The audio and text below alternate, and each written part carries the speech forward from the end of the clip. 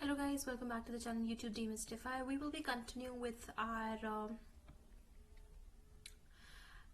approaches to Indian philosophy semester 5 syllabus, Bachelor of Arts in Philosophy.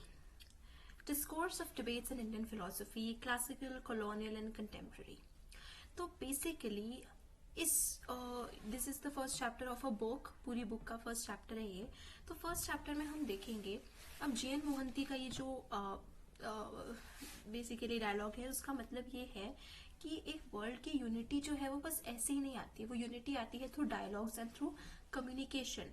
तो dialogues का politics में बहुत important role होता है, और पॉलिटिकल ट्रूथ जो होता है वो कोई ऐसे गिफ्ट या कोई ऐसा आउटकम नहीं है, ये सिर्फ कॉन्वर्जेशन से निकलकर पॉलिटिकल ट्रूथ आता है. इसलिए डायलॉग्स और डिस्कशंस जो है वो बहुत जरूरी है, कॉन्वर्जेशन बहुत जरूरी है.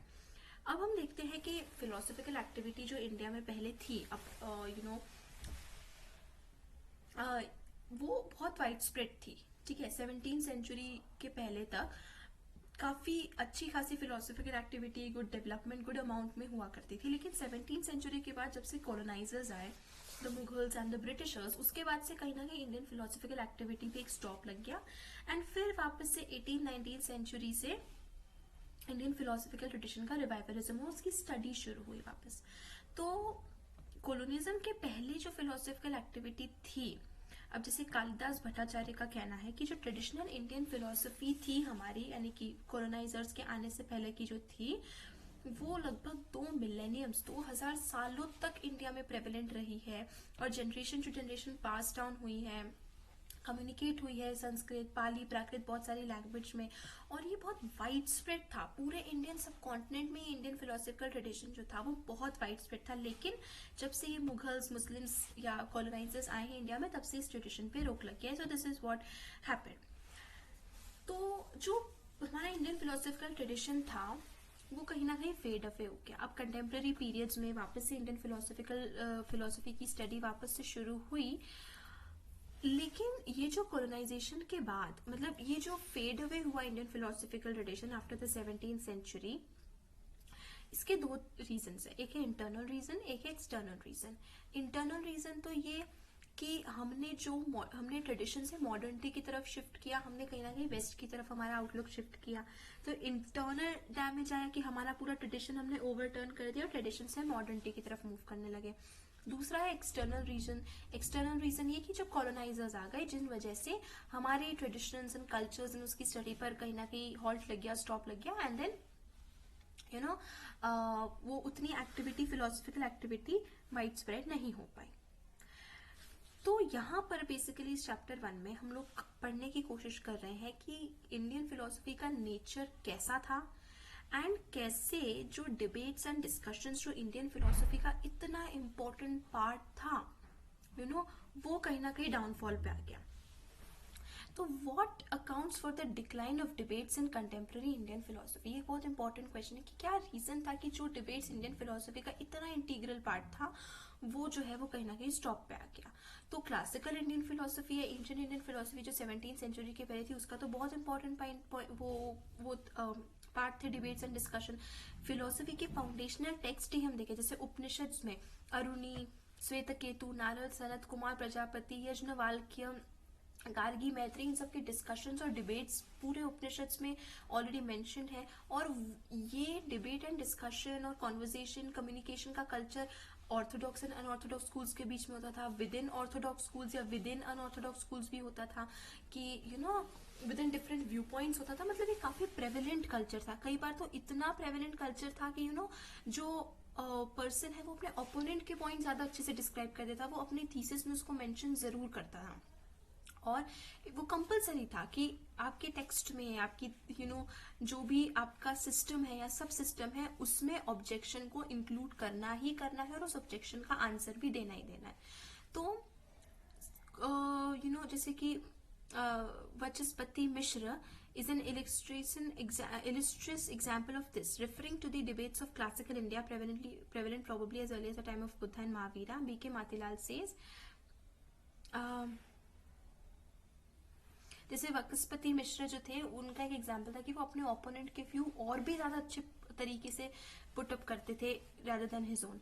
अब बीके मातीलाल का कहना है कि लॉजिक जो है वो डेवलप हुआ फ्रॉम द ट्रेडिशन ऑफ वाद विद्या यानी वाद विवाद, जो डिबेट्स जिसे कहा जाता है, वाद विद्या के ट्रेडिशन से ही लॉजिक डेवलप हुआ, जिसमें debate over religious, philosophical, moral, doctrinal, कितने इश्यूज के ऊपर डिबेट्स एंड डिस्कशन होते थे. बहुत सारे वाद मैनुअल्स अवेलेबल थे उस टाइम पे, और वो स्टूडेंट्स के लिए थे जिनको ये डिबेट्स की प्रोसेस को सक्सेसफुली लर्न करना था. कि तो वाद विवाद की बहुत सारी किताबें और बहुत सारे रिसोर्सेज, ट्रिक्स वगैरह जो थे वो उस समय में प्रेवलेंट थे. ऑफ दीज मैनुअल जैसे कि न्याय सूत्रास ऑफ अक्षपाद गौतम, ये बहुत सिस्टमैटिक तरीके से बताता है. अक्षपाद के व्यू में डिबेट जो है वो 3 टाइप्स की होती है. पहला होता है ऑनेस्ट डिबेट, दूसरा होता है ट्रिकी डिबेट, तीसरा होता है डिस्ट्रक्टिव डिबेट. ऑनेस्ट डिबेट जो है उसको वाद कहते हैं. ऑनेस्ट डिबेट में दोनों साइड्स जो है उनका मेन गोल होता है ट्रूथ को निकालना. उनको एक right view, right path establish करना है, उनको ट्रूथ की खोज करना है. ट्रिकी डिबेट जिसे कहा जाता है जल्प. ट्रिकी डिबेट का जो गोल होता है वो ये है कि चाहे फेयर मीन से या फाउल मीन से उसे जीतना है. ट्रिकी डिबेट में एक पर्सन का गोल होता है उसे उस डिबेट को जीतना, चाहे वो कैसे भी जीते. और डिस्ट्रक्टिव डिबेट जिसे बोलते हैं वितंड में क्या करना है कि आप अपना पॉइंट कैसे भी रखो, पर आपको अपने ओपोनेंट को जरूर डिस्ट्रॉय करना है या डिफीट करना है. बस कैसे भी आपका ओपोनेंट पूरी तरीके से डिस्ट्रॉय हो जाना चाहिए, चाहे आपको अपने पॉइंट से भी डिविएट क्यों ना होना पड़े. तो जो ऑनेस्ट डिबेट है जिसे वाद कहा जाता है, ये लॉजिकल आर्ग्यूमेंट्स इंक्लूड करता है, रैशनल मीन्स इंक्लूड करता है, प्रॉपर एविडेंस का यूज इंक्लूड करता है ऑनेस्ट डिबेट को जीतने के लिए. ओके कि लगभग ऑनेस्ट डिबेट में अक्सर जो पार्टिसिपेंट्स होते थे या तो वो टीचर स्टूडेंट्स या among the students of the same school, ऐसे होता था कि बेसिकली आपको द ट्रूथ इस्टेब्लिश करना है. जो सेकंड हमारे पास ट्रिकी डिबेट है जिसे कहते हैं जल्प, इसमें है कि बस विनर चाहिए कैसे भी करके. तो इसमें अनफेयर मीन्स वगैरह सभी चीजें यूज होती थी और उसमें कोई ऐसे रूल्स एज सच नहीं होते थे. कोई ये सब मतलब रूल गेम, इस डिबेट के रूल्स के अकॉर्डिंग अनफेयर मीन्स सभी चीजें अलाउड है. थर्ड जो है वो सेकंड की एक वैरायटी है जहां पे ओपोनेंट को खुद की पोजीशन नहीं बताना है कि वो उसके बारे में क्या सोचता है या उसका स्कूल या सिस्टम उसके किसी भी चीज को लेकर क्या व्यू रखता है, लेकिन अपने ओपोनेंट को हराना है कि ओपोनेंट जो भी बोल रहा है वो व्यू गलत है, और इसमें आप किसी भी मीन्स का यूज कर सकते हो. इतनी फिलोसफिकल एक्टिविटी जो होती थी उसमें डिबेट सेंटर में था हमारे क्लासिकल इंडियन फिलोसफी में, क्लासिकल टाइम्स में, और वो फेड अवे हो गया. तो अब हमने दोनों देखे कि एक कंसेंसस है कि इंटरनल रीजंस भी है, एक्सटर्नल रीजंस भी है.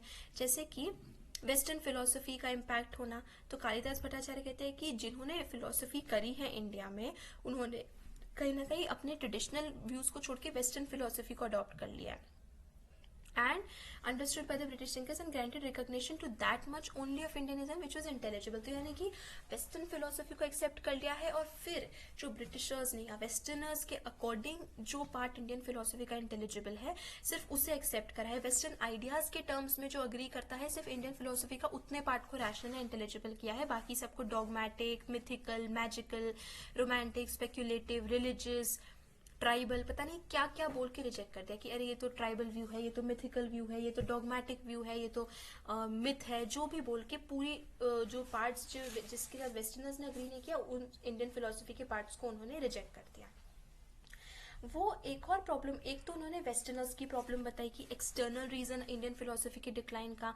उन्होंने एक और चीज बताई कालिदास भट्टाचार्य ने कि इंटरनल रीजन क्या था, कि डिफिकल्टी कि ओल्ड टाइप में क्या प्रॉब्लम था, मतलब कि जो क्लासिकल इंडियन फिलोसफी थी उसमें भी अपने क्या प्रॉब्लम थे जिस वजह से उसका डिक्लाइन हुआ.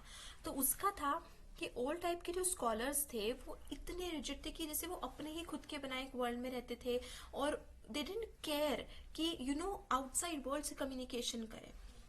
तो ये भी एक रीजन था कि वो इतने बाउंड थे, इतने क्लोज्ड निटेड थे अपने खुद के वर्ल्ड में कि कहीं ना कहीं उसका डिक्लाइन हो गया, और जब जैसे ही फॉरेन अटैक आया तो वो उससे नहीं लड़ पाए. ये फैक्ट एक्नॉलेज करते हुए कि वेस्टर्न एजुकेशन ने इंडिया में बहुत हार्म किया है, he however recognized that it has after all resorted to us that one word. तो उन्होंने Kalidas Bhattacharya basically warns us that अगर हम सेक्लूजन बना के रखेंगे, लिमिटेडनेस या फिर रिजिडिटी बना के रखेंगे, इससे सिर्फ inbreeding in the field of ideas होगा कि हम लोग वाइडर आइडियाज को, ग्रेटर आइडियाज को अपने सिस्टम में एंटर नहीं होने दे पाएंगे, और फॉल्स पेट्रियोटिज्म और हार्मफुल नॉस्टैल्जिया हो जाएगा कि फॉल्स पेट्रियोटिज्म बस इन द जस्ट प्रिटेंस, या सिर्फ दिखावे में कि we love our country, we respect our country, हम लोग गलत आइडियाज को जनरेट करते रहेंगे। तो सेक्लूजन के उस पर एस.एन. दासगुप्ता का कहना है कि जो पंडित्स थे वो इग्नोरेंट तो थे ही और अनअवेयर भी थे बाकी इंडियन सिस्टम से। मतलब एस.एन. दासगुप्ता का कहना है कि जो पंडित्स थे बेसिकली ऑर्थोडॉक्स स्कूल्स के थे, एक तो वो वेस्टर्न आइडियाज या वेस्टर्न फिलोसफी, ऐसे वेस्टर्न नहीं, जो आउटसाइड इंडियन फिलोसफिकल ट्रेडिशन है उसको लेकर तो इग्नोरेंट थे, उसको कम्प्लीटली इग्नोर करते थे, उसको अकाउंट में ही नहीं लेते थे, और साथ ही साथ इंडियन फिलोसफिकल सिस्टम के ही बाकी सिस्टम्स के बारे में वो अनअवेयर थे। जैसे कि मान लीजिए अनऑर्थोडॉक्स सिस्टम्स में क्या थ्योरीज है उसी को लेकर अनअवेयर थे, मतलब वो इतने सेल्फ कंटेन्ड थे अपने वर्ल्ड में। तो एस.एन. दासगुप्ता का भी पॉइंटिंग की क्लासिकल इंडियन फिलोसफी में क्या शॉर्ट कमिंग्स थी उसको पॉइंट करते हुए रहे कि हमारे एज के बेस्ट पंडित्स जो थे वो भी ओल्ड ट्रेडिशनल मेथड को फॉलो कर रहे हैं, और वो हमेशा बुद्धिज्म, जैनिज्म जैसे जो अनऑर्थोडॉक्स स्कूल्स हैं उनको लेकर इग्नोरेंट ही रहे हैं, कुछ एक्सेप्शंस को छोड़ के।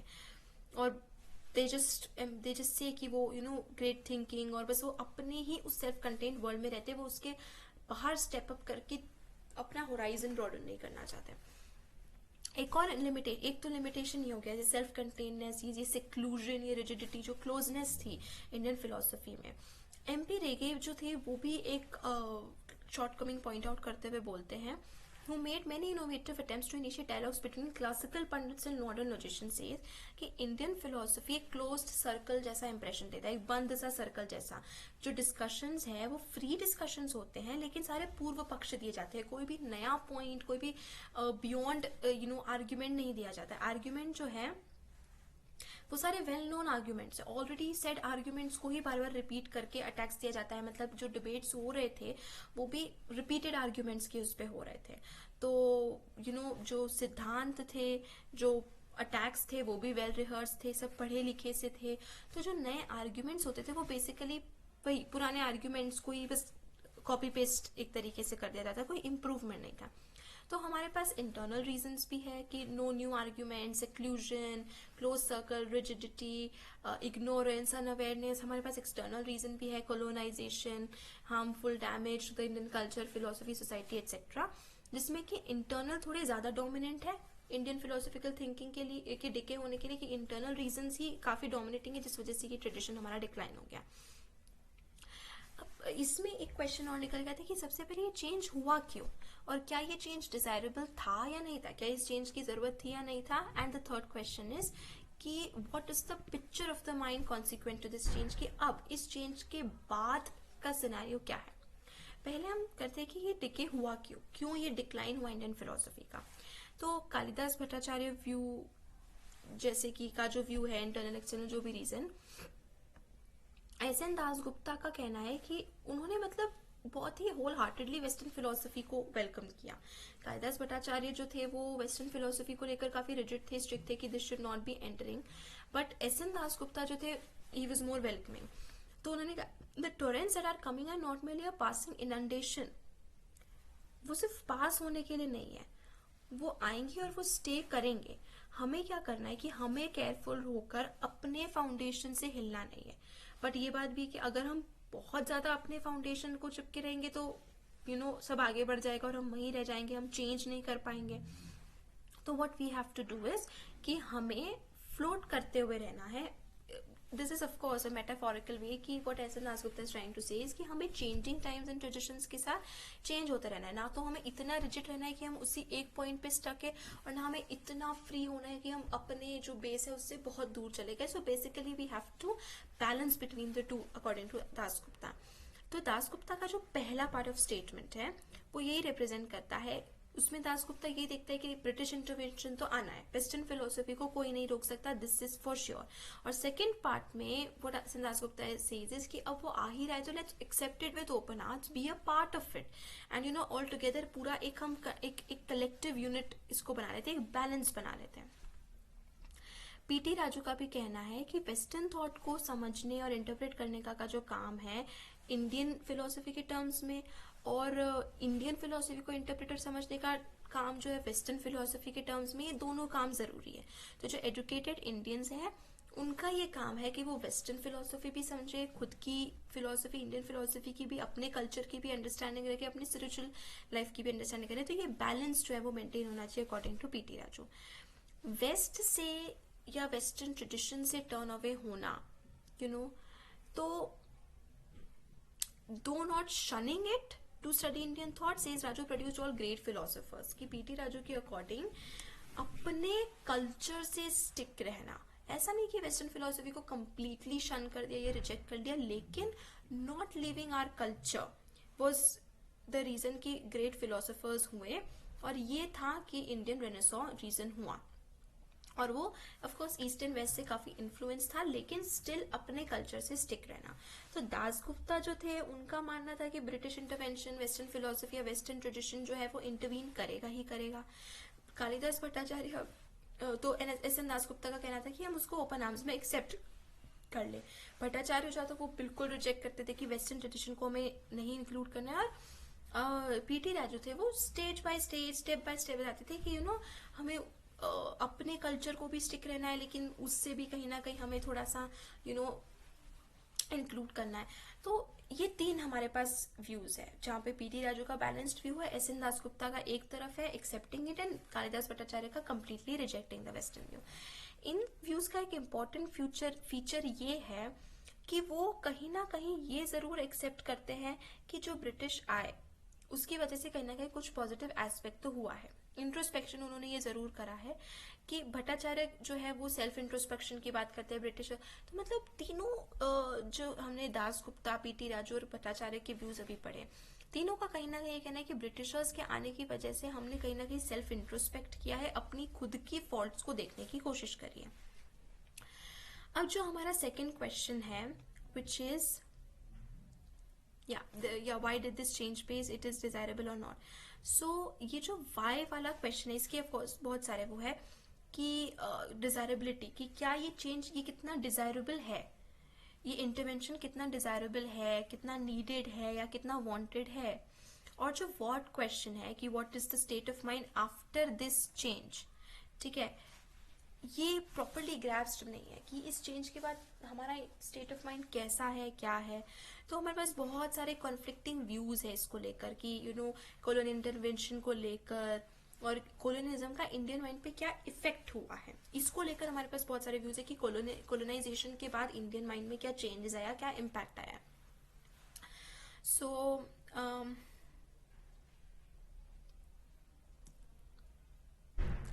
अब हमारे पास एक व्यू आता है जिसे थिंकर ऑफ श्री अरबिंदो, जो बताते हैं कि कॉलोनिज्म का इंडियन सोसाइटी पर जो इम्पैक्ट है वो बहुत डीप नहीं था। अब इसमें भी हम व्यूज पढ़ेंगे जो हम एक स्केल वाइज व्यू पढ़ेंगे, एक्सट्रीम व्यूज पढ़ेंगे इसमें कि कॉलोनाइजेशन का इंडियन माइंड के ऊपर, सोसाइटी और कल्चर के ऊपर क्या इम्पैक्ट है।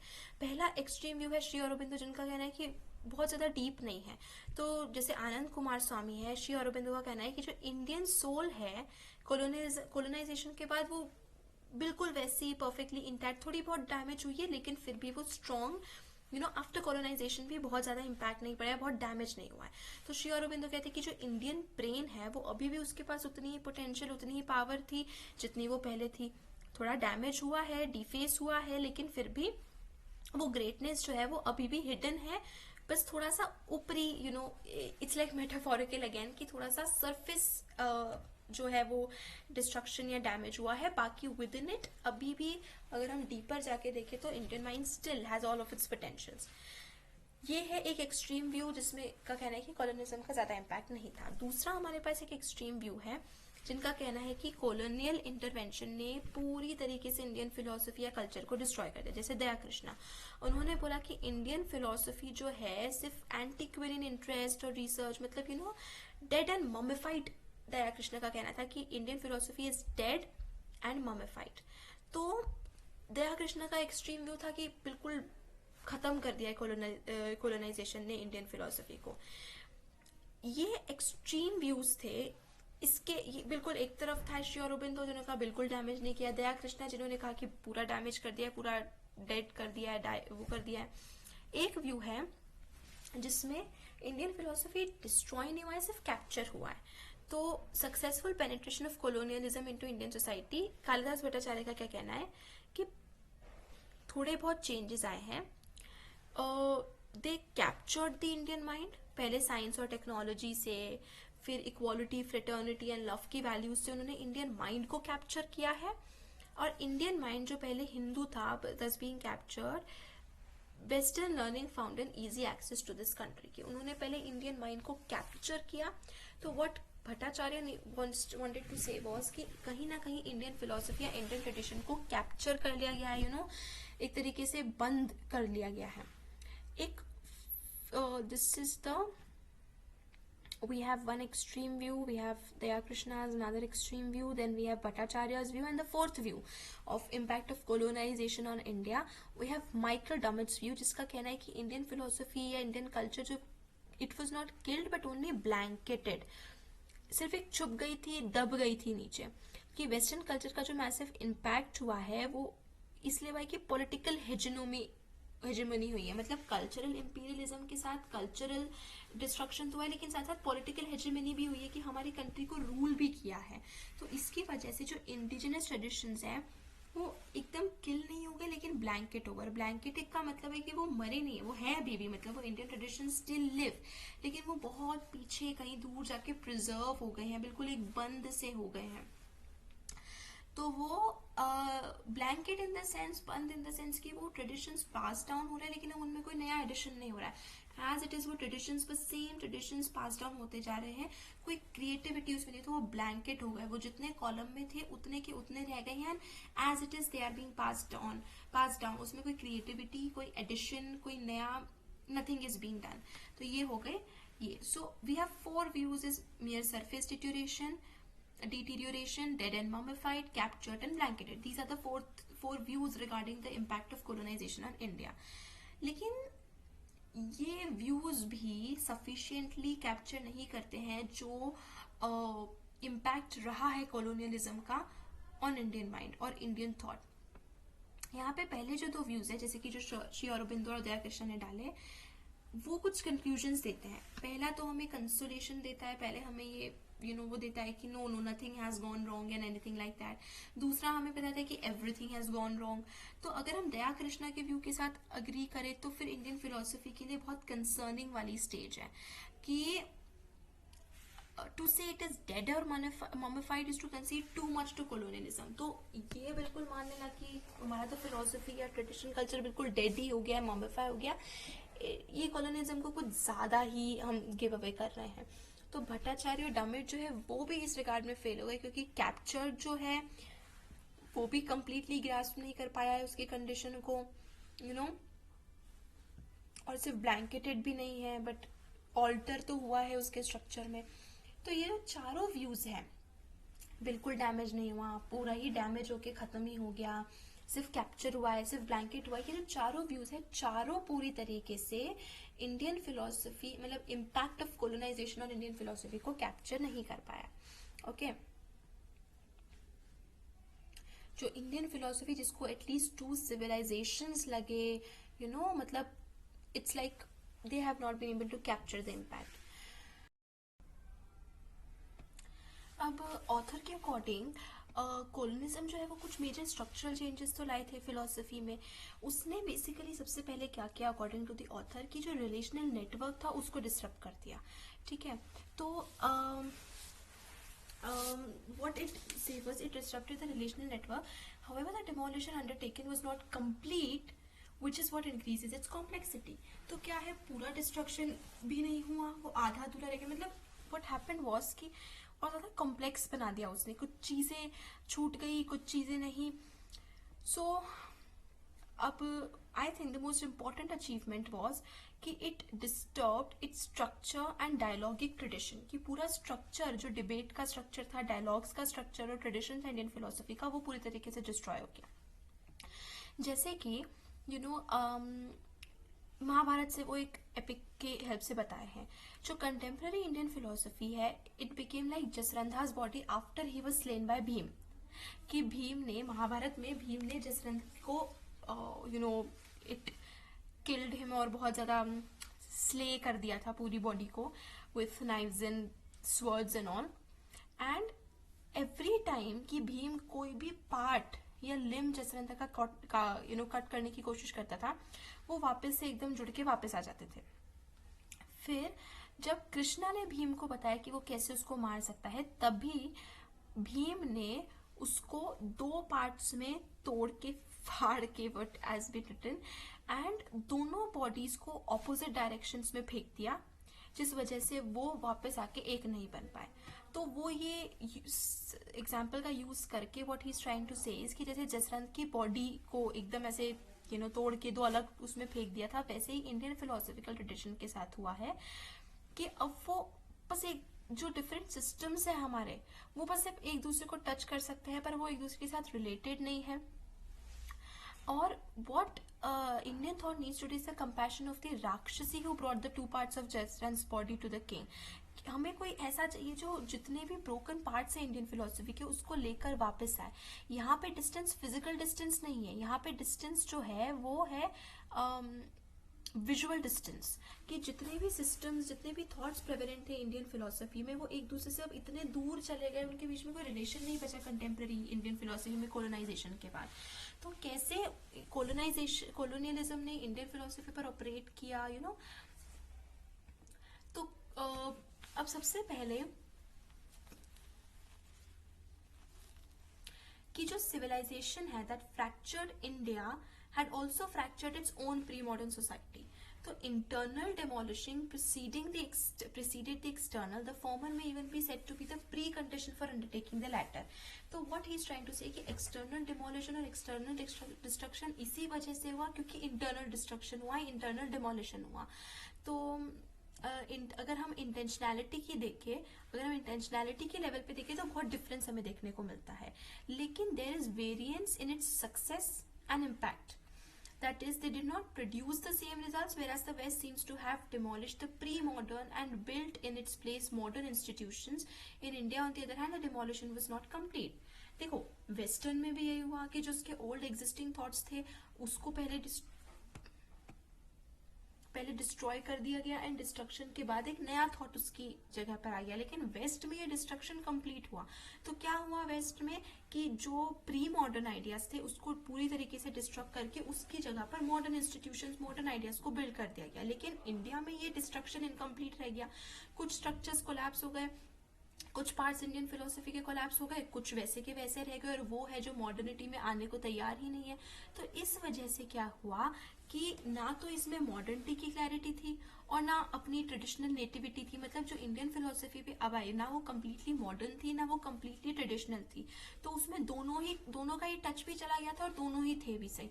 तो जो कंटेम्प्रेरी इंडियन जो सब्सिक्वेंटली लाइफ भी जो है growing inside this half demolish building called contemporary Indian society. तो इसी वजह से ये कंटेम्प्रेरी इंडियन सोसाइटी में ये आधी अधूरी सी गाड़ी चलने लगी, आधी ट्रेडिशनल आधी मॉडर्न। तो जो वेस्ट है उसने, अगर हम मेटाफोर की एग्जांपल्स अगर ऑथर समझा रहा है, सो व्हाट वेस्ट ने क्या किया कि इस तरीके से इंडिया का एक हाथ पांव खराब कर दिया कि वो बस लटक रहा है एक तरीके से, प्री फ्रैक्चर्ड बॉडी की तरह। वो पूरी तरीके से टूटा भी नहीं है, पूरी तरीके से जुड़ा भी नहीं है। तो जो हमारा डायलॉगिकल जो ट्रेडिशन था, जो डायलॉग्स होते थे, वो ट्रेडिशन पूरी तरीके से खत्म हो गया। ये सिंपल छोटा वुंड भी नहीं है, एक अच्छा खासा वुंड है, जैसे जसवंत की बॉडी को एकदम it was torn apart into different pieces. तो जो डिमोलिशन था वो इनकम्प्लीट तो था, डिस्ट्रक्शन पूरी तरीके से थॉट का नहीं हो पाया था, लेकिन उसकी वजह से क्या हुआ है कि the pockets of its success elaborate on some internal details of the broken communication and explicate mediated debates of the half demolished structures and displaced subjects. So what it did was, what colonialism did was completely destroy भी उसको नहीं किया, and बिल्कुल ऐसे लटकता सा हुआ छोड़ दिया। इस बैकग्राउंड के साथ what the author has did is he had perused the works in and on contemporary Indian philosophy and searched for debates, कि contemporary Indian philosophy में जो debate का dialogical tradition था तो वो existing बहुत ज्यादा नहीं दिखता है as compared to the classical Indian philosophy। जो picture निकल के आती है contemporary Indian philosophy की is what is reported by Matilal about the dialogical tradition in classical Indian philosophy। Now we'll see कि what the author means by this fractured Indian mind है, ये जो incomplete सा destruction हुआ है। So what author did was he came across many instances जहाँ पे debates almost absent है. Contemporary Indian philosophy में debates बिल्कुल ही नहीं थे. एंड पहली बात तो philosophical activity ही बहुत कम थी, और जितनी भी थी वो वेस्टर्न फिलोसफी के कॉन्टेक्स्ट में ही की जाती थी. इस पीरियड में एक बहुत बड़ा शिफ्ट था फिलोसफिकल एक्टिविटी का क्लासिकल इंडियन फिलोसफी में, जो कि संस्कृत में किया था, to modern western philosophy in English. तो पूरा तरीके से एक शिफ्ट आ गया था संस्कृत से इंग्लिश में, ट्रेडिशनल से मॉडर्न में. और ये जो फिलोसफिकल एक्टिविटी का जो वॉल्यूम था, इस वजह से वो इतना नहीं था कि वो प्रॉपर डिबेट्स को बर्थ दे पाए या प्रॉपर डिबेट्स को डेवलप कर पाए. इसके अलावा देयर पॉसिबिलिटीज ऑफ डिबेट्स, जहां पर थे भी वहां पर भी डिबेट्स को कंटिन्यू नहीं करा गया. तो what the author is trying to tell us कि ये जो डिबेट और डायलॉगिकल ट्रेडिशन था इंडियन फिलोसफी का, was a very important tradition जो कंटेम्प्रेरी इंडियन फिलोसफी में कहीं ना कहीं इंक्लूड नहीं हो पाया. There are also instances where a debate is conducted addressing the other in an ambivalent fashion, जैसे कि सौरभ ने ancient Greek origins of western debate on animals में फिलोसफर्स को रेफर करते हुए कहा है कि attitude towards animal discusses Stoics, utilitarians and Daya Krishna. He names all these thinkers while considering their views about Daya Krishna. He says, I shall finish by returning to Daya Krishna's distinction between the metaphysical and moral issues. Animals are not self-conscious, he said. They only feel pleasure and pain. In place of self-conscious, the Greek metaphysical distinction was based on rationality. But what I want to stress is that there is not one criteria for just conduct, but many self-conscious and rationality. But many self-consciousness and rationality may be superior qualities, but superiority is not only consideration. So, what is happening here is कि Saurabh ji refers to all others such as the Stoics, Epicureans and Utilitarians, but when it comes to Daya Krishna, he criticizes his view but does not name him. तो what is happening is कि debates या कहीं ना कहीं criticism आ रहा है, लेकिन एक टॉन्ट की तरह से criticism, एक hidden criticism आ रहा है, जहाँ पर वो Stoics, Epicureans और Utilitarians को तो नेम कर रहे हैं, लेकिन खुद contemporary Indian philosophers को नेम नहीं कर रहे हैं, लेकिन एक टर्न्ड ओवर तरीके से उसको क्रिटिसाइज करे. तो rationality, self consciousness and kinship are not the only consideration either. What I want to say is that moral philosophers tend to be too one-dimensional. They wish to claim that there is only one thing that matters in just dealing. तो जो philosophers है वो इतने one-dimensional है, वो एक ही चीज के ऊपर फोकस करते हैं, बाकी सभी चीजें को छोड़ देते हैं. स्टोइक्स पूछते क्या पीकॉक रैशनल है? Was there a contract? As a Epicureans, how will you maximize pleasure or satisfaction? As a utilitarian, is the peacock self-conscious? But life is not so simple. Furthermore, तो यहाँ पे जैसे ही उसने बोला is the peacock self-conscious, यहाँ पे आके उसने हर जगह what Saurabh did was he named the Stoics, he named the Utilitarians, he named the Epicureans उनके questions के साथ साथ. But Daya Krishna he purposefully left. तो वो Stoics, Utilitarians और उनको तो क्रिटिसाइज कर रहा है, लेकिन वो दया कृष्णा को क्रिटिसाइज नहीं कर रहा है. तो दिस वन ओमिशन डेलिबरेट, या व्हाट इज द रीजन कि वो दया कृष्णा को नेम नहीं कर रहा है उसके व्यूज को क्रिटिसाइज करने के लिए, तो one might brush aside this aside as a mere coincidence, not worth taking seriously, but this is something to be noted कि western philosophers को क्रिटिसाइज किया जा रहा है, but not the counterparts Indian philosophers. उसी तरीके से कालिदास भट्टाचार्य जो है वो एस.एन. दासगुप्ता को नेम नहीं करते, लेकिन उनको भी क्रिटिसाइज करते हैं. दासगुप्ता उनके आर्टिकल जो है डॉगमास ऑफ इंडियन फिलोसफी में, उसमें डॉगमास को ऐसे करते हैं, the theory of rebirth, the theory of karma and the theory of mukti may just be regarded as the three most important dogmas through which Indian philosophy has been made subservient to ethics and religion. Dogmas of Indian philosophy article is also हमारे syllabus का part है, जो कि हम discuss करेंगे in the upcoming videos. So please stay on the channel and you can check out the playlist. Dogmas of Indian philosophy will be our very next article जो हम लोग within this paper discuss करेंगे. तो S N. Dasgupta क्या करता है कि ये डॉगमास में ऐड करता है, एक और डॉगमा ऐड कर देते हैं कि all systems of Hindu philosophy, the dogma of incontestable validity of scripture authority. तो एस.एन. दासगुप्ता को कि ये एक डॉगमा है कि जो भी हिंदू सिस्टम्स है वो एक स्क्रिप्चरल अथॉरिटी को सब्सक्राइब करते हैं. And Dasgupta concludes that philosophy which remains over encaged within its old parts may will be taken as dead. तो दासगुप्ता कहते हैं कि वो इतनी ज्यादा अपनी अथॉरिटी से स्टक है या इतनी ज्यादा वो बंधी हुई है कि उसको हम डेड ही मान लो, उसमें कोई नई एडिशन नहीं हो रहा है, कोई क्रिएटिविटी नहीं हो रही, कोई रीजनलाइजेशन, रिजुविनेशन या रिवाइटलिज्म नहीं हो रहा है. तो एक क्रिटिकल रिफॉर्मेशन के उससे of the fundamental postulates that have so long been guiding its destiny. In his essay, Traditional Indian Philosophy as Modern Indian Thinker Views It, Kalidas Bhattacharya refers to these allegations against Indian philosophy, characterizing them as so-called dogmas. So what is happening is कि जिन dogmas को SN. Dasgupta name करते हैं, dogma of mukti, मतलब मोक्ष, कर्म, birth, rebirth and this dogma of scriptural authority, कैसे scriptures की एक अथॉरिटी को बिल्कुल स्ट्रिक्टली फॉलो किया जा रहा है। कालिदास भट्टाचार्य इनको सो कॉल्ड डॉगमास बोलते हैं, लेकिन वो डायरेक्टली दासगुप्ता को नेम नहीं करते हैं.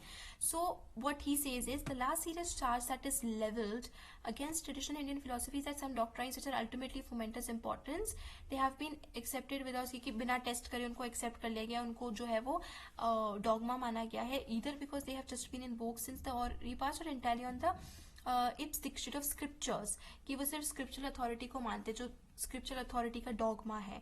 तो these are for example that there is no freedom anywhere in life, that doctrine that yet this chain can be snapped with the result of a particular cycle of will not be followed any longer by another cycle. तो जो पहला वाला है no freedom, ये है dogma of मुक्ति. दूसरा जो है ये चेन वाला डॉगमा ऑफ ये birth rebirth, there is no free will anywhere, moral action is superficially understood, only what has been socially ordained, ये है dogma of karma. And fourth, that the Indian theory of punishment has for this reason being either preventive or just retributive, that traditions and schools in India have overdone what is required of them, crippled originality and freedom of thought. जो fifth वाला है वो है dogma of scriptural authority, that to include testimony as a source of valid knowledge has been an open, almost criminal challenge to reason, which is so much adored today by scientific methods. That yet at places, ये सारे criticism है जो कालिदास भट्टाचार्य बोलते हैं कि Indian philosophy के साथ associated है. तो एक तरफ दासगुप्ता का कहना है कि ये डॉगमास है जो गलत है, should not be associated with Indian philosophy, and Bhattacharya का कहना है कि ये डॉगमास नहीं है, they are validly characteristics of Indian philosophy. Eighth point है that it at places particularly in the entire body of the latter day Indian philosophy, notably in Neo Nyaya and closely on its heels in other systems of philosophy, there has been an unnecessary parade of linguistic and other subtleties rendering the whole study into costly intellectual luxury, की बहुत ज़्यादा इतनी ज़्यादा language को difficult बना दिया, ये एक क्रिटिसिज्म है. And that traditional Indian philosophy has unnecessarily and to the point of unintentionality distinguish between self and mind and distinguish complex like dik, desh, आकाश, परिमाण, दूरत्व, आंतिकत्व, which would all pass under the blanket notion of space as in Western philosophy, that science is offered under the head Kshitiz, अब, तेजस, मरुत, व्योमन. तो ये कुछ ऐसे points है कि कैसे Indian philosophy में अननेसेसरी डिमार्केशंस और डिविजन्स करे हुए. जो वेस्टर्न फिलोसफी में साइंस है वो इंडियन फिलोसफी में परिमाण, दूरत्व, देश, आकाश है. जो वेस्टर्न फिलोसफी में स्पेस है. जो वेस्टर्न फिलोसफी में साइंस है वो इंडियन में तेजस, मरुत, व्योमन अलग अलग डिविजन्स कर दिए हैं. जो इंडियन फिलोसफी है developed a detailed psychology of wish, desire, has nowhere developed it, imagination, and has unnecessarily in such elaborate great length of self-illumination of knowledge concept. तो let us see how far these charges can hold. तो भट्टाचार्य बोलते हैं कि ये जो जितने भी points है ये एक्चुअली में जो क्रिटिसिज्म्स है ये डू नॉट होल्ड अप, ये ट्रू क्रिटिसिज्म्स नहीं है इंडियन फिलोसफी के. तो बहुत क्लियरली इसमें वो दासगुप्ता के चारों पांचों डॉगमास को बहुत क्लियरली क्रिटिसाइज कर रहे हैं. तो ये एविडेंट है कि भट्टाचार्य जो है, दासगुप्ता ने जो डॉगमास कहे इंडियन फिलोसफी के उनको कम्प्लीटली रिफ्यूट कर रहा है, लेकिन वो उसको भट्टाचार्य जो है वो दासगुप्ता को डायरेक्टली नेम नहीं कर रहा है. So this is something that has happened कि कुछ डिबेट्स रहे हैं लेकिन वो मेन फ्रेम में नहीं रहे हैं जितना वो रहते थे क्लासिकल इंडियन फिलोसफी में. So for instance there are some debates which are related through the outside other, there are about reconstructing classical Indian philosophy while identifying what is central to it. The interesting thing about these contemporary attempts at reconstructing the classical is that they are mediated and relate through the reference points in the West. तो जो classical philosophy के reconstruction का काम हुआ है उसके साथ एक इंटरेस्टिंग पॉइंट ये रहा है कि वो रिकंस्ट्रक्शन तो क्लासिकल और ट्रेडिशनल का हुआ है लेकिन from the point of reference of western philosophy के रेफरेंस से उसका रिकंस्ट्रक्शन का काम हुआ है. अब देखते हैं कैसे क्लासिकल को रिकंस्ट्रक्ट करा है. कंटेम्प्रेरी इंडियन फिलोसफी में हम 3 मेजर अटेम्प्ट्स पे आते हैं जहाँ पर क्लासिकल इंडियन फिलोसफी को रिकंस्ट्रक्ट करने की कोशिश की गई है. सबसे पहला है कि एम्फसाइज करना कि कैसे इंडियन थॉट के लिए स्पिरिचुअलिज्म बिल्कुल सेंटर में है. S Radhakrishnan, R D. Ranade, Karl Potter, T M P. Mahadevan, Ramchandra Gandhi और इन सब का काम है. मातीलाल एंड दया कृष्णा जो है वो प्रोवाइड करते हैं कि कैसे रैशनलिज्म इंडियन फिलोसफी के कोर में, तो यहाँ पर भी रिकंस्ट्रक्शनिज्म का काम हुआ है. देवी प्रसाद चट्टोपाध्याय जो है वो मटीरियलिज्म को उसको मानते हैं as only living component in Indian philosophy. तो यहाँ पे ये 3 अटेम्प्ट्स किए गए हैं, एक तो मटीरियलिस्टिक, स्पिरिचुअलिस्टिक और एक रैशनलिस्टिक. इन 3 पॉइंट्स से अभी स्पिरिचुअलिस्टिक, रैशनलिस्टिक और मटीरियलिस्टिक तीनों वेस्टर्न फिलोसफी कॉन्सेप्ट्स, मतलब पॉइंट्स ऑफ रेफरेंसेस हैं, जिससे क्लासिकल इंडियन फिलोसफी को रिकंस्ट्रक्ट करने की कोशिश की है, जहाँ पर हम दो पे फोकस करेंगे, तो स्पिरिचुअलिज्म और एक रैशनलिज्म। तो स्पिरिचुअलिज्म में राधा कृष्ण का कहना है कि इंडियन फिलोसफी जो है वो एसेंशियली स्पिरिचुअल है, उसमें बहुत इंटेंस स्पिरिचुअलिटी है, और सिर्फ ये कोई पॉलिटिकल या सोशल स्ट्रक्चर या ऑर्गेनाइजेशन नहीं है, इसने हमें ये लाइफ को डोमिनेट करता है इंडिया में, मतलब ये स्पिरिचुअल पॉइंट जो है वो लाइफ को चेंज करता है। Here it is interesting to know that Radha Krishna disagrees with Christian missionaries की, so this is basically the spiritual aspect. अब second reconstruction जो हुआ है वो हुआ है on the lines of rationalism. तो BK मातीलाल ने दया कृष्ण हाईलाइट करते हैं कि जो न्याय सिस्टम है वो कितना रैशनल है। तो Zaehner who alleged that Indian mysticism में कोई मतलब लॉजिक नहीं था, ज़हनेर ने बोला था कि कोई लॉजिक रैशनैलिटी नहीं थी जैसे कि वेस्टर्न फिलोसफी में। मातीलाल इसको रिजेक्ट करते हुए आर्ग्यू करते हैं कि इंडियन फिलोसफी पूरी तरीके से लॉजिक सेंटर्ड है। तो वो कहते हैं कि कैसे फिलोसफी जैसे अद्वैत, वेदांत, महायान बुद्धिज्म में कितने लॉजिकल और रैशनल आर्ग्यूमेंट्स और डॉक्ट्रीन्स और डिस्कशंस हुए हैं जिनको एसोसिएट किया जाता है मिस्टिसिज्म के साथ, लेकिन वो है एक्चुअल में रैशनल और लॉजिकल। तो वो ये आर्ग्यूमेंट सपोर्ट करते हैं, मतलब वो एक एग्जाम्पल देते हैं नागार्जुन के विग्रहम व्यावर्तनी के साथ और श्रीहर के खंडन खंड खाद्य के साथ। तो ये दो एग्जाम्पल्स है कि बोलते हैं कि वी रीड देम, इसमें लॉजिकल और रैशनल आर्ग्यूमेंट्स हैं। वो असर्ट करते हैं कि review few points described in either of the above text कि प्रूव कर देंगे कि इंडियन फिलोसफी मिस्टिसिज्म से ज़्यादा रैशनैलिटी में बिलीव रखती है, कि ये कि इंडियन फिलोसफी के जो व्यूज़ है वो सिर्फ वेग जनरलिटीज या नाइव बिलीव्स नहीं है, वो रैशनल है, वो लॉजिकल है। तो Matilal states that these text were written for intelligent and critical readers who were expected to examine them rationally and dispassionately, not irrationally या passionately। यहाँ पर भी मातीलाल जो है वो ज़ेनार के साथ डिसएग्री करता है, जैसे कि राधा कृष्ण या रानाडे जो है he can negotiate his disagreements and highlight the rational aspects of Indian philosophy। तो राधा कृष्ण, रानाडे, मातीलाल ये सभी इंडियन फिलोसफी का रिकंस्ट्रक्शन करते हैं on the lines that it was very highly rational. एक और इंस्टेंस यहाँ पे मिलता है दया कृष्ण के वर्क में। तो कार्ल पॉटर को रिस्पॉन्ड करते हुए, जो कि कार्ल पॉटर ने क्या करा, इंडियन फिलोसफी को पूरी तरीके से मोक्ष के साथ इक्वेट कर दिया कि इंडियन फिलोसफी में सबका एम है मोक्ष अचीव करना। तो दया कृष्ण स्टेट करते हैं कि पॉटर पूरी तरीके से गलत है, बिकॉज मोक्ष जो है वो सिर्फ अर्लीस्ट पीरियड को बिलोंग करता था, जो सिस्टम्स अपने फॉर्मेटिव स्टेज में थे, जब सिस्टम्स धीरे धीरे करके फॉर्म हो रहे थे, नए सिस्टम्स आ रहे थे, जब उनका डेवलपमेंट बस शुरू ही हुआ था, सिर्फ तभी मोक्ष जो था वो सेंट्रल पार्ट में था। तो उसके बाद नहीं। तो दया कृष्ण इस चीज़ को निगेट कर देते हैं। और फिर न्याय of the Gangesh and post Gangesh period, Gangesh और गंगेश ने जो न्याय सूत्र का लिखा है उसके बाद से दया कृष्ण एफर्म करते हैं कि इंडियन फिलोसफी जो है वो 12th से 17th सेंचुरीज तक मतलब पूरी तरीके से लॉजिक और रैशनैलिटी पर बेस्ड है, जहाँ पर कम से कम 36 नोन थिंकर्स ने लॉजिकल थॉट की तरफ ही कंट्रीब्यूशन दिया है। तो Daya Krishna does not consider these developments बस एज आइसोलेटेड इंस्टेंसेस की बस अचानक से एकदम रैशनैलिटी आ गई, लेकिन उनका कहना है कि ये सब ब्रांचेस ऑफ लर्निंग है जो धीरे धीरे करके डेवलप हुई। तो while the attempts at portraying Indian philosophy as spiritualism centered thrives on differences between India and the West, the attempts at portraying it as rational play on the idea of parity and equality। तो यहाँ पर आप difference देखो, Indian philosophy को spiritual दिखाने के लिए वो इंडियन और वेस्टर्न फिलोसफी के बीच के डिफरेंस को हाईलाइट करें कि there the one big difference between Indian and western philosophies कि इंडियन फिलोसफी बहुत स्पिरिचुअल है। तो जो रिकंस्ट्रक्शनिज्म हुआ है स्पिरिचुअल लाइन्स के बेसिस पे, वो इस बेसिस पे है कि वेस्ट और इंडियन फिलोसफी डिफरेंट है, जबकि जो रैशनैलिटी वाला पॉइंट ऑफ रेफरेंस है वो इस बेसिस पे डेवलप हुआ है या पॉपुलराइज हुआ है कि कैसे इंडियन फिलोसफी और वेस्टर्न फिलोसफी कितने सिमिलर है एक दूसरे से, इक्वल है एक दूसरे के। तो दया कृष्ण का कहना है Indian philosophical tradition is philosophical in the same sense as western philosophical tradition is suppose to be. जैसे वेस्टर्न फिलोसफिकल ट्रेडिशन को फिलोसफिकल होना चाहिए, उसी तरीके से इंडियन फिलोसफिकल ट्रेडिशन भी फिलोसफिकल है। यहाँ पर वापस से दया कृष्ण जो है वो पॉटर के साथ डिसएग्रीमेंट में आ जाते हैं। There are however some deceptive exceptions to this. For instance जैसे जे.एन. मोहंती जो है वो एस राधा कृष्णन के साथ अग्री नहीं करते हैं। तो J N. Mohanty says the western mind lays great stress on science, logic and humanism. For the Hindus, a system of philosophy is an insight, a darshan. It is a vision of truth and not a matter of logical argument and proof. तो मोहंती का कहना है कि western philosophers जो या western mind जो है वो साइंस लॉजिक वगैरह पे बहुत फोकस करते हैं, लेकिन इंडियन फिलोसफी नहीं। इंडियन फिलोसफी का मेन एम है दर्शन, एक इंसाइट, ना कि सिर्फ लॉजिकल आर्ग्यूमेंट या proof.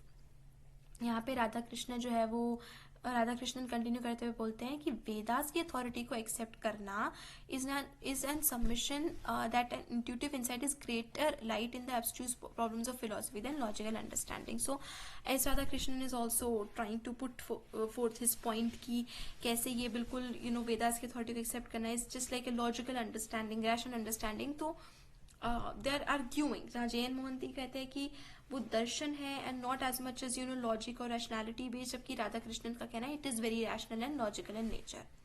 It is indeed interesting that in pressing this point about intuition, Radhakrishnan जो है वो इंट्यूशनिस्ट के बारे में बहुत डिस्कस करते हैं, जैसे कि वो ब्रैडली, बर्गसन, क्रोसे, वो प्लेटो, एरिस्टोटल, डेस्कार्ट, स्पिनोजा, पास्कल, सभी के बारे में, सभी इंट्यूशनिस्ट के बारे में जो इंट्यूटिव नेचर ऑफ नॉलेज को सपोर्ट करते हैं उनके बारे में बात करते हैं।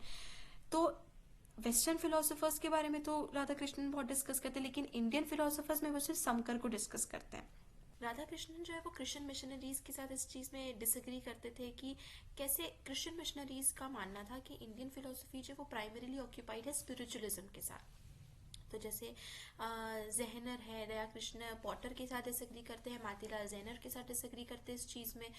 Karl Potter, Zaehner, these are all Christian missionaries. जो इंडियन फिलोसफर्स हैं वो बेसिकली जैसे according to the author fractured parts है, बिखरे हुए हैं, एक दूसरे से फिजिकली क्लोज है, लेकिन अगर हम विजन की बात करें तो वो एक दूसरे से बहुत दूर है, बहुत सेपरेटेड। यानी एक यूनिफाइड इंडियन फिलोसफिकल सिस्टम नहीं कंटेम्प्रेरी टाइम्स में क्रिएट हो पाया, और इस वजह से उनकी कम्युनिकेशंस काफ़ी डिसरप्ट हुई। तो इन अ सेंस कि इंडियन फिलोसफिकल ट्रेडिशन एग्जिस्ट कर रहा था, लेकिन एक बिखरा हुआ सा इंडियन फिलोसफिकल एक ट्रेडिशन एग्जिस्ट कर रहा था। तो कंटेम्प्रेरी इंडियन फिलोसफी के बेसिक फीचर्स जो है वो ये है कि जो attitude that shies away from the presence of the other at times, even when one is discussing the view of the other philosopher,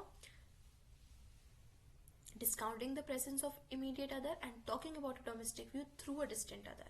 तो जो features contemporary Indian philosophical tradition के थे वो क्या थे कि एक तो शाय अवे कर देना, या फिर कंटेम्प्रेरी इंडियन फिलोसफर से के पॉइंट से शाय अवे करना। ऑल्सो इमीडिएट अदर की प्रेजेंस को डिस्काउंट करना, उसको निग्लेक्ट करना, उसको निगेट करना, उसको डिस्कशन में नहीं लाना। और अगर हम domestic view in the sense कि अगर इंडियन फिलोसफिकल व्यू या इंडियन फिलोसफर के व्यू की बात कर रहे हैं तो वो भी किसी और के थ्रू करेंगे, किसी और मीडियम से करेंगे। सो इस वजह से हुआ क्या कि जो Indian philosophical different systems exist कर रहे थे, ओके मे बी सांख्य, न्याय या बुद्धिज्म, जैनिज्म, ये physically geographically Indian philosophical tradition को बिलोंग करते थे, लेकिन एंशियंट ट्रेडिशंस के बाद से कंटेम्प्रेरी फिलोसफिकल ट्रेडिशन में ये एक दूसरे से बिखर गए थे, एकदम दूर दूर हो गए थे। जो ऑर्थोडॉक्स स्कूल्स हैं, अनऑर्थोडॉक्स स्कूल्स हैं। अब let us look at the contributors of others such as B K. Matilal, जिसने कंट्रीब्यूट किया to the discussions on classical Indian philosophy. तो बी.के. मातीलाल का क्लासिकल इंडियन फिलोसफी पे बहुत कुछ कहना है। मातीलाल का जो कंट्रीब्यूशन है वो अरिंदम चक्रवर्ती ने अच्छे से the world and the world India's contribution to the study of language, तो उसमें अरिंदम ने लिखा है Matilal is remembered as the most influential initiator of a cross-fertilizing authentic dialogue between Western and Indian classical and contemporary philosophers, making an exact connection between the spatial and temporal domains. Janardhan Ganeri, in his introduction to the collected essays of Bimal Krishna Matilal, Mind, Language and World, adds another dimension to his engagement. So, what Arindam is trying to say is कि Western और Indian, western philosophy and Indian philosophy, classical philosophy and contemporary philosophy या philosophers के बीच में एक बहुत अच्छा dialogue establish करने में मातीलाल का काम रहा है। तो Jonathan Canary जो है he adds another point saying Matilal's disclosure of philosophical connections is not limited to conversation. What is being trying to show what is trying to be shown here is कि कैसे BK मातीलाल ने एक communication, एक dialogue जो है वो establish किया between western and Indian philosophers and between Indian philosophy में भी classical and contemporary schools. So here let me point out that the corpus of Motilal's works reveals definitely an authentic dialogue between contemporary Western and classical Indian, together with the interactions between the classical Indian philosophical schools themselves. ये भी बहुत एकदम cross dialogue जो है वो यहाँ पर establish किया है मातीलाल ने कि classical Indian schools with the contemporary western philosophers. तो ancient traditions of India and the present, यानी मातीलाल के टाइम की present western systems of Western philosophy या philosophers. So Indian classical schools के बीच में डायलॉग इस्टेब्लिश करना, इंडियन क्लासिकल और कंटेम्प्रेरी वेस्टर्न के बीच में डायलॉग फोकस करना, मातीलाल का मेजर फोकस इसमें रहा है कि जो वेस्टर्न कंटेम्प्रेरी आइडियाज है उसको ही has put against the classical Indian ideas. So एक तो ये कॉन्ट्रीब्यूशन रहा है. मातीलाल का एक और कॉन्ट्रीब्यूशन रहा है कि Indian philosophers, contemporary Indian philosophers के ऊपर राइटिंग, जैसे श्री रामकृष्ण, औरबिंदो, बंकिम चंद्र, राधा कृष्णन, और थीम्स जिसमें जैसे सती, इंटरफेथ स्टडीज, पीस, हरे कृष्णा मूवमेंट, नेशनलिज्म, ओरिएंटलिज्म. तो मातीलाल ने कंटेम्प्रेरी इंडियन फिलोसफर्स के बारे में लिखा है, उस समय के एग्जिस्टिंग इश्यूज एंड प्रॉब्लम्स के बारे में बात की है. Nationalism, orientalism, interfaith studies, peace, Hare Krishna movement, sati system, ये कुछ बहुत ही ग्रास्पिंग इश्यूज या फिर सिचुएशंस थी उस समय की, जिसके ऊपर भी मातीलाल ने काफी वर्क किया है. लेकिन फिर भी मातीलाल का मेन फोकस या अट्रैक्शन जो रहा है, या मातीलाल के वर्क की तरफ जो अट्रैक्शन रहा है, वो बेसिकली वेस्टर्न, कंटेम्प्रेरी वेस्टर्न और क्लासिकल इंडियन स्कूल्स के बीच में रहा है. तो उसमें भी मातीलाल का फोकस ज़्यादा एनालिटिक फिलोसफी में रहा है. जे.एन. मोहंती जो है, he undertakes the other important tradition of the contemporary western philosophy, namely the phenomenological and the classical Indian. तो जैसे मातीलाल ने क्या करा है, analytic philosophy with classical Indian. Mohanty ने पुट फोर्थ करा है phenomenological and classical Indian. Carl Olson जो है वो एक और special branch of continental philosophy को डिस्कस करता है, namely postmodernism and classical Indian philosophy in Indian classicals and post modern thinkers, dialogues on the margins of culture. तो हमें यहाँ पे 2-3 एग्जाम्पल्स देखने को मिलते हैं कि कैसे क्लासिकल इंडियन फिलोसफिकल ट्रेडिशन के साथ जो है क्लासिकल इंडियन फिलोसफिकल ट्रेडिशन के साथ पुट फोर्थ किया है कंटेम्प्रेरी वेस्टर्न फिलोसफी को by Olson, by Mohanty, by Matilal, और उन्होंने अपने डोमेन्स पे किया है. मातीलाल ने एनालिटिक फिलोसफी के साथ डायलॉग सेट किया है, मोहंती ने जो है वो फिनोमेनोलॉजी के साथ सेटअप किया है, कार्ल ऑल्सन ने कॉन्टिनेंटल फिलोसफी के साथ किया है. So what he says is, this work proposes to have an encounter between selected Indian and postmodern thinkers by using a hermeneutical dialogue in the margin between Eastern and Western cultures. The Indian philosophers that I have chosen represent a number of the major philosophical traditions in Indian culture: the Nikaya Buddhists, the Advaita Vedanta of Shankar, the Visista Vaita of Ramanujan, the Dvaita of Madhava, the Sevadvaita of Kashmir Saivism. So what Olson has also tried to do is कि ये जो इतने निकाय Buddhist, अद्वैत, वेदांत, ये जो different schools हैं classical Indian philosophical tradition के, उनको पिट अगेंस्ट किया है कंटेम्प्रेरी वेस्टर्न फिलोसफर्स के साथ.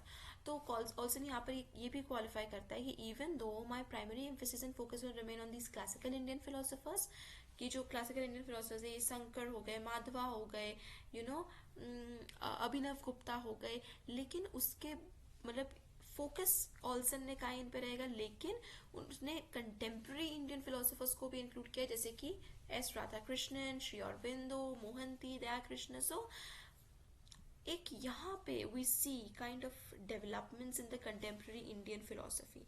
तो ये मातीलाल, मोहंती, ऑल्सन, इन तीनों का भी बहुत ही ग्रेट रोल इसमें रहा है, स्पेशली वो डायलॉगिकल स्ट्रक्चर एस्टैब्लिश करने में, specially between classical Indian philosophy and western philosophy के बीच में, कंटेम्प्रेरी वेस्टर्न फिलोसफी के बीच में.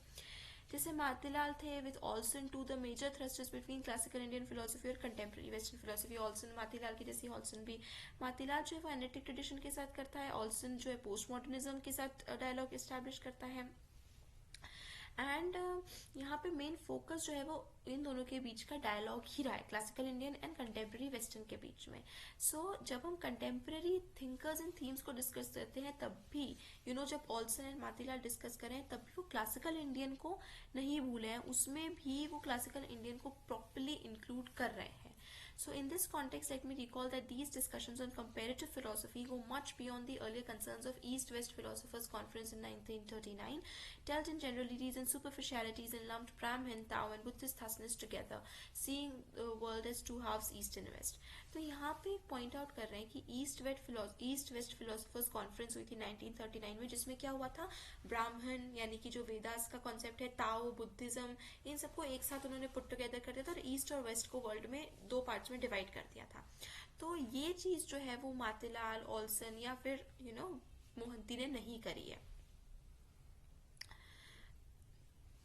Larson says that there was a tendency to favor similarities in comparative work while ignoring or glossing over differences. Or glossing over the discussions by Matilal, Mohanty and Olson not simply suggest but make a serious comparison to highlight the differences. तो इन तीनों का जो real contribution रहा है कि इन्होंने सिर्फ surface scorching नहीं किया, इन्होंने actually में differences highlight किए कि what are the difference between classical Indian and contemporary Western. So these attempts to lay bare the difference. However, they are largely preoccupied with classical Indian and contemporary Western philosophy, while contemporary Indian philosophy remains marginal in these works. Now there is again one issue with these कि classical Indian philosophy को तो इन philosophers ने cover कर दिया, लेकिन contemporary Indian philosophy जो है वो इनके थ्रू अनकवर्ड रही है. My intention in this volume is not only to highlight the difference on which debates are conducted, but in doing so also focus on the nature of the contemporary Indian philosophy. तो ये Matilal, Mohanty, Olson थे contemporary philosophers, लेकिन इन्होंने work किया to establish dialogues between contemporary western and classical Indian. Further, there have also been some conscious attempts at initiating debate. तो जैसे MP रेगे, दया कृष्ण, रेगे experiment या Jaipur experiment की हेल्प से कुछ डिबेट्स एंड डायलॉग्स एस्टैब्लिश करने की कोशिश की इन्होंने. अब जयपुर एक्सपेरिमेंट क्या था, इस एक्सपेरिमेंट ने क्या ट्राई किया था कि टीचर्स जो है philosophy departments of Jaipur university and Sanskrit college in Jaipur city, तो जयपुर यूनिवर्सिटी की फिलोसफी डिपार्टमेंट और संस्कृत कॉलेज के डिपार्टमेंट्स के बीच में टीचर्स को एक्सचेंज करना. तो दयाकृष्ण ने बोला कि जो फिलोसफी टीचर्स हैं वो वेस्टर्न फिलोसफी में कोर्स ऑफर करते हैं उनके संस्कृत स्टूडेंट्स को, एंड ये इतना सक्सेसफुल नहीं रहे कि संस्कृत स्टूडेंट्स को वेस्टर्न फिलोसफी में कोर्स ऑफर करना, क्योंकि वो students were not really interested in what western philosophy they are being taught. लेकिन जो दूसरा एक्सपेरिमेंट था जहां पर वाराणसी, कैलकाटा, पुणे में कुछ पंडित्स के साथ था, वो सक्सेसफुल था क्योंकि पंडित्स ने बहुत अच्छी तरीके से उस पर रिस्पॉन्ड किया था. तो ये ऑफ कोर्स बहुत ज़्यादा लंबे तक नहीं था क्योंकि none of these had really clicked, but ये एक एक्सपेरिमेंट उन्होंने किया था. they tried to exchange the teachers of both the departments, और टीचर्स ने एक तरीके से क्रॉस टीचिंग करने की कोशिश की कि संस्कृत के स्टूडेंट्स को फिलोसफी पढ़ाने की कोशिश की एंड सो ऑन. बट इसका कोई बहुत अच्छा एंथुजियाज्म नहीं है, लेकिन this shows a serious attempt कि एक सीरियस अटेम्प्ट एटलीस्ट करा गया टू एस्टैब्लिश दैट डायलॉगिकल या फिर डिबेट वाला ट्रेडिशन कंटेम्प्रेरी इंडियन फिलोसफी में. नेक्स्ट हमें एक है रेगे एक्सपेरिमेंट. अब एक और एक्सपेरिमेंट किया था MP रेगे ने जिससे कि संवाद हुआ. संवाद यानी a dialogue between two philosophical traditions. इस अटेम्प्ट के अकॉर्डिंग जो दया कृष्णा है उसने he gave rise to some subsequent meetings such as the ones at Sarnath on Nyaya, and at Tirupati on Mimamsa, Srinagar on Shaivism, and at Aligarh on Islam. Apart from these, there has not been much that would translate into substantive philosophical debates. A further limitation was that, like the previous attempts by Matilal and others, here too the discussion was largely between classical Indian philosophy and contemporary Western. तो MP रेगे का जो experiment था जिसमें दया कृष्ण ने अलग अलग जगहों पर लेक्चर्स दिए थे, सारनाथ में न्याय फिलोसफी के ऊपर, तिरुपति में मीमांसा फिलोसफी के ऊपर, श्रीनगर में शैविज्म के ऊपर. यहाँ पर भी एक प्रॉब्लम ये रही कि जो भी डिबेट्स या डिस्कशंस थे वो क्लासिकल इंडियन और कंटेम्प्रेरी वेस्टर्न फिलोसफी में थे. तो जो ये फिलोसफर्स अटेम्प्ट कर रहे थे कि कंटेम्प्रेरी इंडियन फिलोसफी में भी कहीं ना कहीं वो डायलॉग और डिबेट का एस्टैब्लिश कर सके, वो ये फिलोसफर्स एस्टैब्लिश नहीं कर पा रहे थे. As is probably obvious, the prevalent mode of philosophical discourse exhaust all possible domains between classical Indian and contemporary Western philosophy. This means कि contemporary India जो है वो अभी तक डिबेट वाला ट्रेडिशन एस्टैब्लिश नहीं कर पाया. This means we can not even articulate our philosophical concerns except we are the classical Indian and contemporary western philosophy. तो जो डिबेट एंड डायलॉग वाला ट्रेडिशन एस्टैब्लिश करने की कोशिश की जा रही थी वो कंटेम्प्रेरी इंडियन फिलोसफी तक पहुंच ही नहीं पाए. There can not be a more nihilistic view about the philosophical possibility of us as a people facing challenges that call for intensive thought. The ideological implications of such a position will be made clear in the course of the discussions. Now let us turn to those debates in the contemporary. For instance, the one highlighting the differences between Tagore and Gandhi, described in the collection by Ravindra Kelkar, Truth Call Them Differently, Tagore-Gandhi Controversy.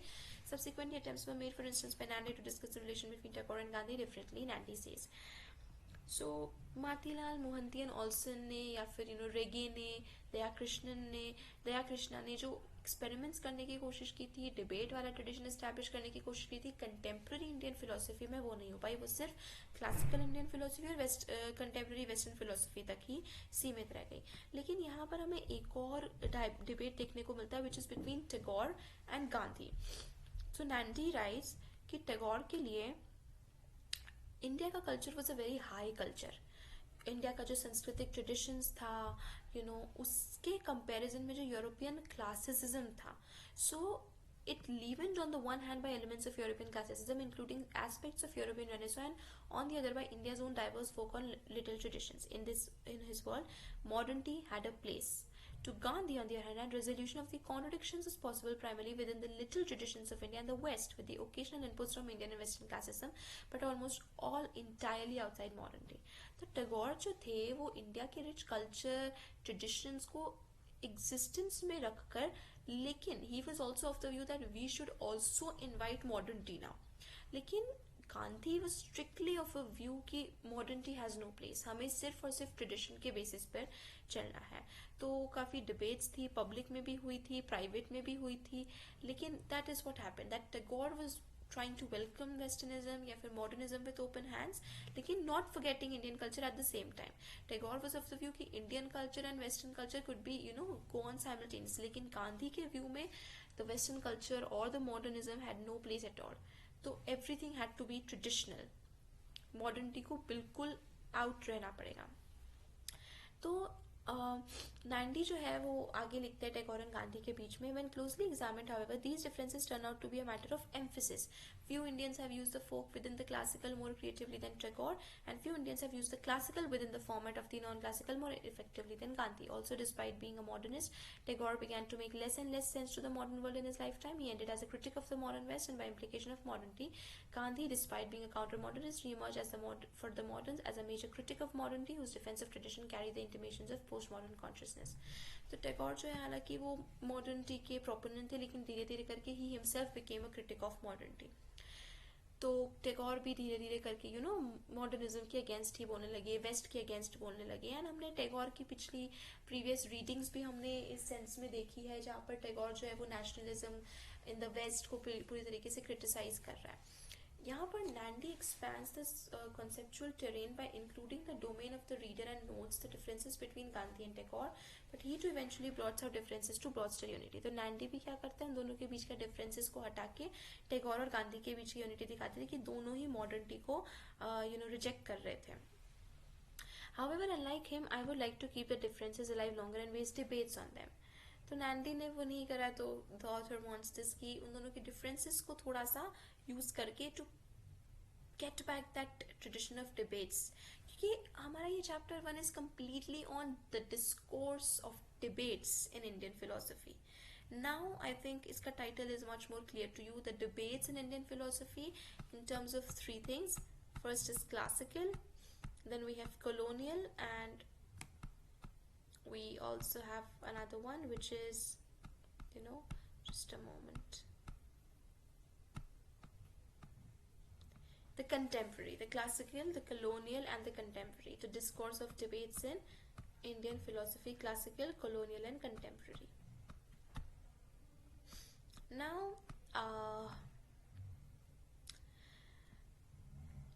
Nandi, given his preoccupation with highlighting the hybridity or the double in contemporary thinkers, does not take into serious consideration the importance of differences among them. तो नैंडी भी कहीं ना कहीं इन contemporary philosophers के difference को ignore, या मतलब not ignore but उसको इतना एम्फेसिस ले नहीं करता, क्योंकि जो ऑथर का चीफ कंसर्न है the differences among these contemporary philosophers, इसी से वो डिबेट का ट्रेडिशन वापस इस्टेब्लिश हो पाएगा. The non availability of the philosophy of difference is one of the reasons for his collapsing the available difference. However, Nandi does highlight the difference between Vivekananda and Gandhi with reference to the former's attempt at masculine Hinduism in contrast to Gandhi's emphasis on the feminine. In trying to find more such differences on which debates may be located, I begin with the tendency in contemporary thought to somehow underplay or erase or reduce fundamental disagreements to mere contingencies. So, एक और जगह पर highlight हमें देखने को मिलता है कि कैसे विवेकानंद और गांधी के बीच में डिफरेंसेस है, बट अगेन वो डिफरेंसेस को इतना हाईलाइट नहीं कर पाए हैं, which was a major concern for the author. So this tendency is not only accidental or special but also prevalent in other instances cited here, thus perhaps revealing the larger psychological craving to hide or eventually overcome to explain away the internal differences. तो कई बार ये हुआ है कि Indian philosophy में जो differences exist कर रहे थे उनको छुपाने के लिए बड़े फंडामेंटल डिसएग्रीमेंट्स को भी इग्नोर करके उनको जस्ट मियर छोटी मोटी कंटिजेंसीज की तरह बना दिए गए. क्यों? ऑल ऑफ दिस ताकि ये दिखाया जा सके कि इंडियन फिलोसफी जो है उसके अंदर डिफरेंसेस एग्जिस्ट नहीं करते हैं. तो what the author is trying to do in the whole book, which we are not going to read because it is not part of a syllabus, but what he tries to do is कि वो इन fundamental disagreements को light में लाने की कोशिश कर रहे हैं, उन फंडामेंटल डिसएग्रीमेंट्स के बारे में बताने की कोशिश करें कि वो डिबेट वाला ट्रेडिशन जो था वो कहीं ना कहीं कंटेम्प्रेरी इंडियन फिलोसफी में एग्जिस्ट तो करता था, लेकिन कभी उसको वेटेज नहीं मिला, कभी उसको सपोर्ट नहीं मिला, जिस वजह से वो डेवलप नहीं कर पाया. To return to the main line of argument, near absence of debates or mediated instances of debates in contemporary Indian philosophy is quite different from the classical Indian philosophy as depicted by Matilal. कि दोनों के बीच में काफ़ी difference है कि ये जो absence of debates है और ये जो डिबेट्स हैं वो कंटेम्प्रेरी फिलोसफी में तो नियर एब्सेंट ही है और क्लासिकल इंडियन फिलोसफी में एग्जिस्ट करती थी. कंटेम्प्रेरी पिक्चर जो है वो कहीं ना कहीं डायलॉगिकल स्ट्रक्चर के लिए एक ग्राउंड एस्टैब्लिश नहीं करता है कंटेम्प्रेरी इंडियन फिलोसफी, और डायलॉग स्ट्रक्चर बहुत ज़रूरी है, वो कम्युनिकेशन, वो कॉन्वर्जेशन जरूरी है ग्रोथ के लिए, डेवलपमेंट के लिए. कंटेम्प्रेरी इंडियन थॉट का एक और पेक्यूलियर फीचर ये था कि उसका जो प्री मॉडर्न बेस है वो कम्प्लीटली एनहिलिएट नहीं हुआ था as it was in the west, clearing the debris and establishing new modern relation network. तो हम ये ऑलरेडी डिस्कस कर चुके हैं कि इंडियन फिलोसफी के साथ एक बात ये हुई कि वो ना तो कम्प्लीटली डिस्ट्रॉय हुआ, वेस्ट में क्या हुआ कि वो जो ट्रेडिशन था वो कम्प्लीटली डिस्ट्रॉय होकर पूरी तरीके से मॉडर्न लाइन्स पे रीबिल्ट हुआ. लेकिन इंडियन फिलोसफी में वो पार्शियल डिस्ट्रक्शन हुआ, तो half was destroyed, half was traditional, half was modern. इस वजह से it was very topsy turvy. ठीक है. At the same time it is equally impossible to go back to the pre modern. तो हम ना तो प्री मॉडर्न के पहले जा सकते हैं, ना तो हम ट्रेडिशनल पे जा सकते हैं, ना हम पूरी तरीके से ट्रेडिशनल है, ना हम पूरी तरीके से मॉडर्न है. कंटेम्प्रेरी इंडिया जो है इसमें मॉडर्न और प्री मॉडर्न यानी एंशियंट दोनों का एक मिक्स है, जो ना तो एक दूसरे के साथ एग्जिस्ट कर रहे हैं ना एक दूसरे के बिना एग्जिस्ट कर रहे हैं. एक बहुत ही कंफ्यूज्ड एंड कियोटिक सा relation modern and pre modern के बीच में स्टैब्लिश हुआ है कंटेम्प्रेरी इंडियन फिलोसफी में. तो ये दो रेसलर्स की तरह है जो एक दूसरे से trying to just fighting off each other, लेकिन फिर भी debate are still absent. In this scenario that prompted me to search, if not for debates, at least for spaces where debates may be built. In this venture, I found 3 important areas where there is a possibility of debate. So, author of course is trying to find as much as he can the differences, जहाँ पर debates contemporary Indian philosophy में possible है. तो वो जो है वो 3 जगह पर ये डिबेट पॉसिबिलिटी देख पाए हैं. पहला है स्वामी विवेकानंद और महात्मा गांधी के बीच में, जहाँ महात्मा गांधी कहीं ना कहीं फेमिनिटी की तरफ बात कर रहे हैं, स्वामी विवेकानंद वो मैस्कुलिन एनर्जी ब्रिंगिंग की बात कर रहे हैं. Then second place is V D. Savarkar और गांधी के बीच में, और third is Shri Aurobindo and Krishna Chandra Bhattacharya के बीच में. तो ये 3 प्लेसेस है जहाँ पर इनके डिफरेंसेस अच्छे खासे हैं कि इनके बीच में एक डिबेट वाला स्ट्रक्चर जो है वो establish किया जा सकता है. The significant aspect of these combination is that at least one in combination represents the pre-modern and the other modern. तो एक बहुत important part इन pairs में ये है कि एक pair जो है वो pre-modern thought, classical thought को का proponent है, और एक जो है